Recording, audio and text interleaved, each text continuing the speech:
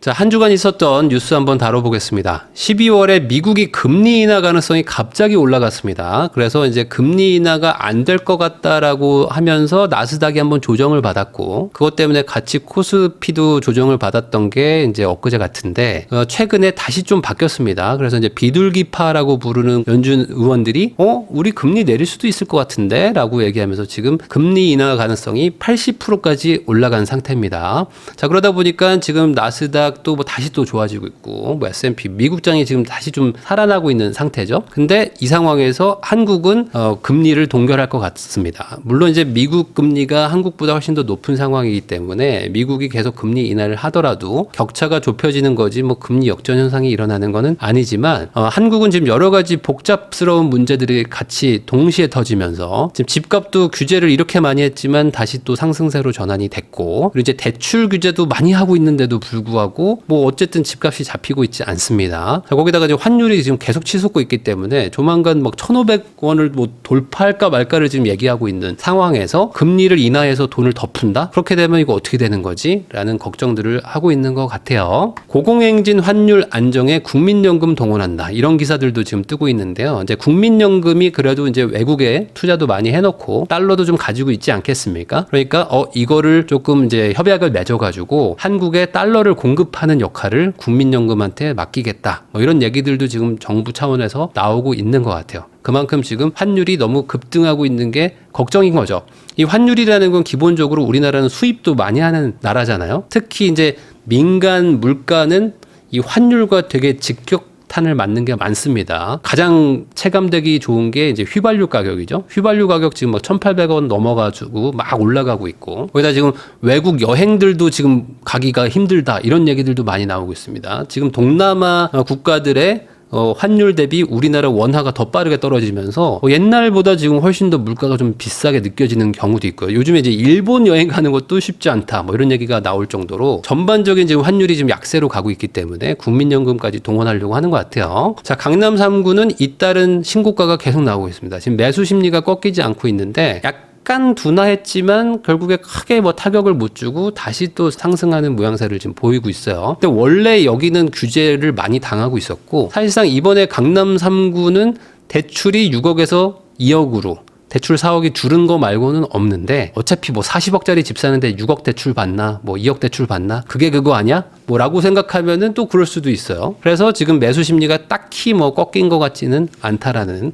내용입니다. 자, 한 달 새에 2억이 쑥 올랐다. 귀해진 한강벨트가 다시 또 뜨겁게 오르고 있다. 호가가 지금 많이 오르고 있습니다. 이 호가가 오르는 거는 결국에 매도자들이 우위 시장이라는 거예요. 그러니까 매도자들이 뭐 안 팔리는 가격에 뭐 내놓겠다, 어차피 저거 안 팔리는 뭐 호가 아니냐라고 얘기하는 분들도 있지만, 그렇게 내놓을 수 있다는 것도 결국에는 안 팔면 그만이야 라고 얘기한다는 거죠. 지금 이게 거래를 계속 규제를 하기 때문에 이거 팔아도 갈 곳이 없어 라고 생각하니까 그럴 거면 그냥 올려 라고 하는 거고, 그럼에도 불구하고 지금 뭐 지방에서 뭐 계속 서울로 올라오는 인구도 있고, 뭐 경기도에 사는 분들도 서울로 들어오려고 하는 수요는 계속 있기 때문에 또 돈 모아가지고 들어온다, 이런 얘기들이 나오잖아요. 거기다가 최근에 이제 그 자금 출처에 대해서 자금 조달 계획서를 쓰는데, 자금 조달 계획서의 주식 매도 금액, 이게 많이 늘었다고 합니다. 그만큼 이제 주식도 꽤 올랐잖아요.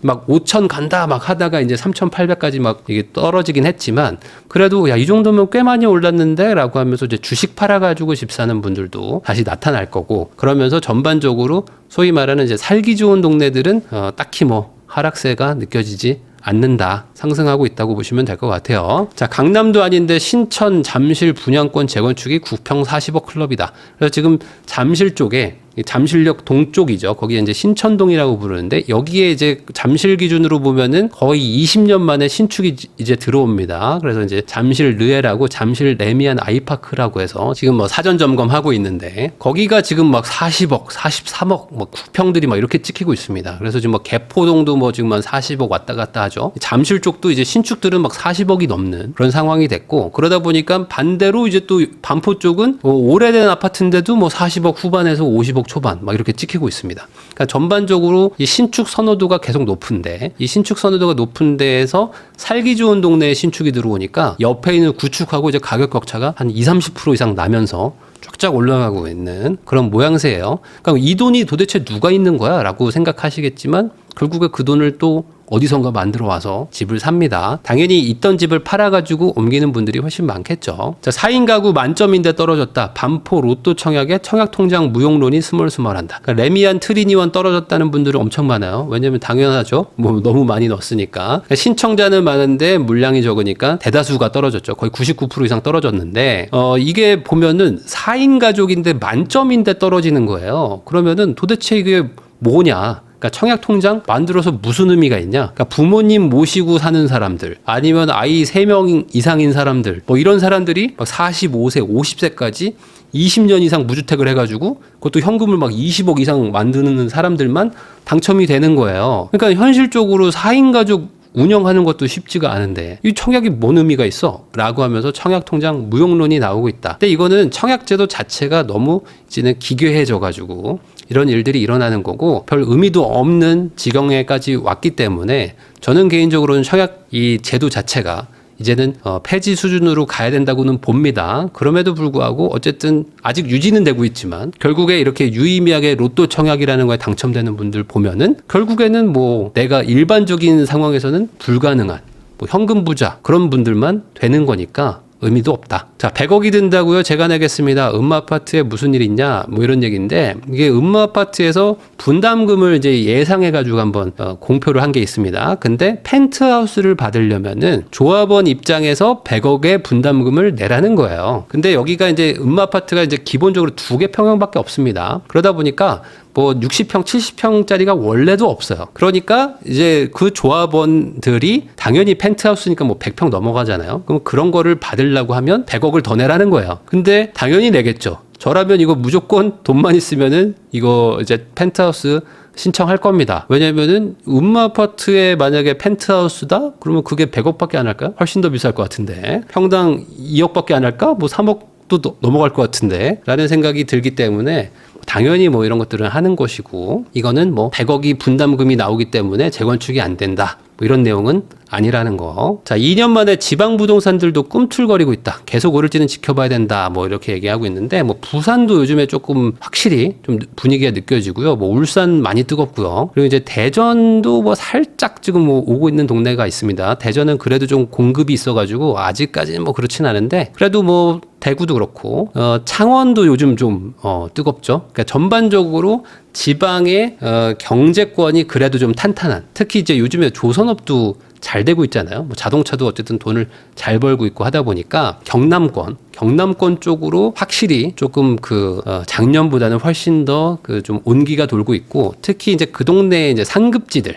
소위 말하는 이제 뭐 부산의 강남 같은 곳, 뭐 대구의 강남 같은 곳, 뭐 울산의 강남 같은 곳 이런 곳들에서 먼저 신호가 와서 지금 빠르게 반등하고 전고점을 뚫은 경우들도 있습니다. 그런데 이게 계속 갈 것이냐? 과거 같은 대세 상승장이 오려면은 다주택 규제가 풀려야 되는데 뭐 지금은 뭐 그러지는 않으니까 순수하게 지방도 실거주자들 수요로 좀 가고 있는 것 같아요. 자, 초강력 규제에 대출도 막히고 주담대도 껑충 뛰고 서울 외곽거래도 뭐 급냉각이 됐다. 그래서 지금 보면은 뭐 주택담보대출 한도가 축소된 게 어쨌든 가장 큰 영향을 주긴 줍니다. 15 대책 전에는 6억씩 대출이 나오다가 그 다음 날부터는 갑자기 이제 최대 2억밖에 안 나오고 뭐 25억이 안 넘더라도 4억밖에 안 나옵니다. 그러면 대출이 순식간에 2억에서 4억이 줄었잖아요. 그럼 2에서 4억을 어디선가 만들어 와야 되는데 그 돈 구하기가 쉽진 않습니다. 그래서 이게 한 뭐 짧으면 3개월, 뭐 길면 한 6개월 정도는 걸릴 것이고 그 안에 뭐 부모님한테 빌리든 뭐 어떻게든 또 돈을 또 만들어 옵니다. 그러면은 또 이제 거래가 다시 또 천천히 늘어나는 게 과거의 패턴이었고 이거는 이번에도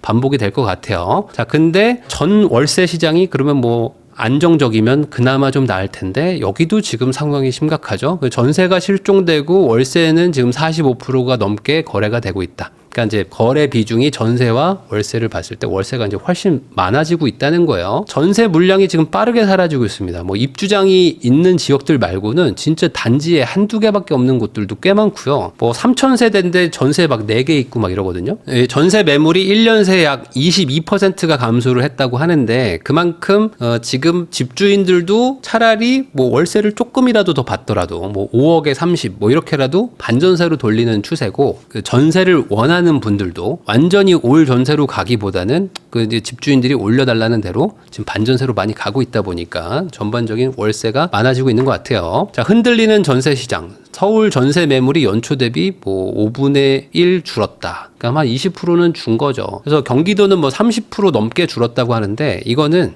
올해가 아니라 내년이 더 문제입니다. 그러니까 내년은 훨씬 더 많이 줄 것 같아요.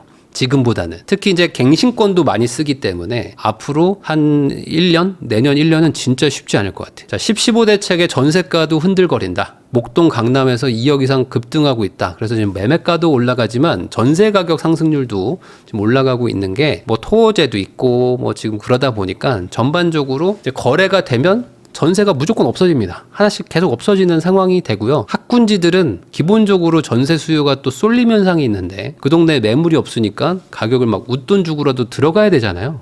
우선 들어간다. 이게 되게 강력한 동네다 보니까 더더욱 튀는 것 같습니다. 다들 그냥 있던 데 사는 분위기던데요. 뭐 전세 이동 꽁꽁 얼어붙었다. 그러니까 전월세 계약의 절반이 그냥 갱신권 쓰고 재계약하고 뭐 이런 겁니다. 이사 가도 결국에는 뭐 이사비도 많이 들고 중개비도 들고 뭐 여러 가지 부대 비용이 많이 늘었잖아요. 그러다 보니까 갱신권을 쓸 수 있으면 그냥 갱신권을 쓰고 갱신권 못 쓰더라도 그냥 시세대로 올려주고 사는 분들도 꽤 많아지는 것 같아요. 점점. 자, 근데 여기서 이제 충격적인 또 법안이 하나 발의가 됐습니다. 뭐냐면은 3개월간 전월세 보증금을 못 받으면 세입자가 이제 경매를 바로 쳐버릴 수 있게. 원래라면은 이게 안 됐습니다. 이게 임차권 등기를 하고 임차권 등기를 한 상태에서 이걸 가지고 또 경매 신청을 하고요. 그러면 이제 경매 신청하면 판사가 그거를 이제 경매 개시 결정을 내려주면 그때부터 경매가 시작되고 하면서 꽤 시간이 좀 걸렸습니다. 근데 이게 이제 세입자를 보호해주자. 세입자 보호하자는 그런 그 국회의원들이 지금 다수다 보니까 야 이것도 전세 사기도 막아야 된다라고 해서 이번에 또 발의를 했어요. 근데 이게 항상 이 법이라는 거는 임차인을 위한다는 것이 이 정말 이게 시장에 도움만 되느냐? 그거는 아닙니다. 이렇게 되면요, 이제는 더더욱 이제 전세 못 준다. 이제는 난리 나게 될 겁니다. 그래서 이거는 발의도 하면 안 되지만 발의했다면 빨리 취소하자. 그러니까 이런 일들이 지금 계속 일어나거든요. 지금 3+3+3도 나왔었고요. 뭐 전세 무한도 나왔었고, 뭐 별의별 것들이 계속 나오는데 이거 하면 골치 아파진다. 그래서 이거는 안 했으면 좋겠다. 왜 그러냐면 보증금을 미반환하는 경우에는 경매를 치게 하는 게 뭐가 문제야? 라고 생각하시는 분들도 있을 거예요. 아니 뭐 내가 보증금 받아야 되는데 보증금 못 받았으면 당연히 경매 쳐서 받으면 되는 거 아니야? 여기까지는 아주 그냥 단순한 생각. 아주 단순한 생각이죠. 근데 세입자들이 이거를 악용하는 경우도 엄청 많고요. 그리고 실제로 전세를 딱 못 맞추면은 2-3달간 시간을 좀 끌면서 다음 세입자를 구해야 되는 경우도 있고, 이 세입자가 나가는 사람하고 들어오는 사람이 또 맞아야지만 또 전세를 또 맞춰주는 경우도 있거든요. 아니 그러면은 돈 빌려가 놓고서는 돈을 돌려줄 준비도 안 해놨냐 뭐 이런 얘기 하시는 분들도 있는데, 그런 게 되려면 기본적으로 집에 대해서 대출을 많이 해줘가지고 언제든지 세입자를 반환할 수 있는 반환 대책이 있어야 됩니다. 근데 이게 다주택자는 안 되고 뭐 이건 안 되고 저거 안 되고 다 막아놨잖아요. 그러니까 돈을 빼줄 방법도 없어. 이게 재산권도 다 지금 막아놨어요. 대출도 안 돼. 근데 만약에 3개월 안에 못 빼준다? 그러면 예를 들어 극단적으로 세입자가 집을 일부러 안 보여줍니다. 집을 일부러 안 보여주고 나는 뭐 절대 안 보여줄 테니까 저는 계약이 3월 30일에 만기니까 3월 30일에 무조건 저 현금 10억 주세요. 뭐 이런 식으로 나올 수도 있겠죠. 그러면 그거를 못 줄 수도 있지 않습니까? 그럼 어떻게 하면 돼? 그럼 바로 그냥 뭐 임차권 등기도 필요 없어. 만약에 이게 진짜로 되면요, 3개월 버티다가 바로 경매 쳐버리면요, 경매 개시 결정이 들어가는 순간 그 집에 누가 들어옵니까? 그 집에 전세 못 들어옵니다. 대출도 막아놨어. 그 다음에 이제 경매 개시 결정 붙으면은 전세입자 못 들어오죠, 당연히. 그럼 그 상황에서 경매 넘어가는 거예요. 그러면은 뭐 세입자가 뭐 딜을 하겠죠. 집주인하고. 뭐 나 얼마 줄 거냐? 뭐 경매 취소하는데 얼마 줄래? 뭐 이런 것도 있을 거고. 뭐 별의별 일들이 있을 겁니다. 왜냐면 이게 집값이 뭐 20억인데 근데 보통 전세가 10억이기 때문에 자기 돈을 날리지는 않거든요. 날리지는 않습니다. 그런데 그냥 뭐 세입자 입장에서는 계속 이제 어떻게든 막 이걸 악용을 해가지고 막 경매를 뭐 일부러 뭐 유도를 한다든지 뭐 이런 일들도 일어날 수가 있다. 자, 그러면 이제 역설적으로 절대 전세를 주지 않는 이런 일들을 당해가지고 이제 무너지는 사람들을 보고서는 다음 사람들은 이제 절대 전세를 주지 말아야겠다라고 하면서 이제 더더욱 전세를 없애는 그런 효과가 일어날 것이다. 그래서 이게 세입자를 위하는 방법이라고 생각하겠지만 이건 너무 단편적인 생각이고 이런 식으로 하면 할수록 더더욱 전세가 없어지고 더더욱 월세 전환이 빨라지고 그럼 당연히 월세는 전세보다 더 비싸기 때문에 전반적인 주거비가 더 올라가고 뭐 이럴 거예요. 그래서 여기다 뭐 토호제도 있고 뭐 여러 가지 뭐 지금 다 있잖아요. 그러니까 이제 이렇게 가면 진짜 전세는 아예 없어지겠구나 뭐라는 생각도 뭐 들 것 같은데 요거는 안 했으면 좋겠다. 자, 김윤덕 국토부 장관이죠. 연내 추가 공급 대책을 발표하겠다. 그린벨트 해제도 검토하겠다라는 얘기까지 이제 하셨습니다. 그래서 이제 그린벨트 해제가 지금 이슈인데 이렇게까지 얘기가 나왔다면은 어느 정도 하지 않을까라는 생각이 들어요. 뭐 전부를 다 풀지는 못하더라도 유의미한 뭐 강남권, 뭐 최소한 뭐 서울 동남권에는 그린벨트를 좀 풀어가지고 공급을 좀 한다라는 게 이번 대책에 들어갈 것 같지만 근데 뭐 그게 얼마나 강력할지는 모르겠습니다. 뭐 재개발 재건축에 대해서 전향적으로 풀어주지 않으면은 쉽진 않을 것 같은데 석 달 안 돼 가지고 추가 공급책이 예고가 된 상황입니다. 97 대책 나왔지만 뭐 시장에는 아무런 감흥이 없었단 말이에요. 그래가지고 이번 대책을 또 기다리는 분들도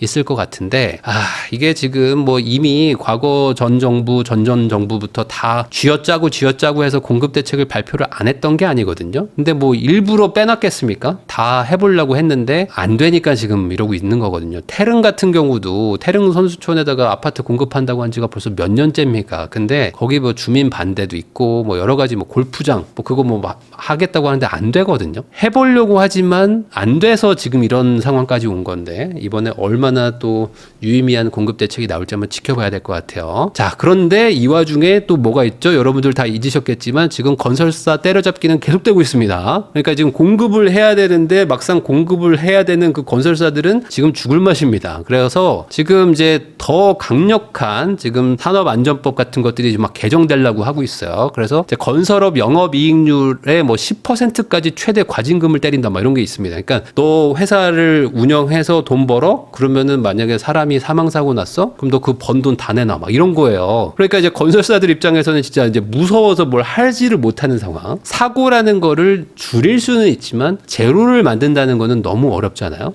거기다가 내가 현장이 100개 있는 회사랑 현장이 2개 있는 회사랑 사실상 사망사고의 숫자는 다를 수밖에 없는데 내가 규모가 큰데 그러면 사망사고든 부상이든 더 많을 수밖에 없잖아요.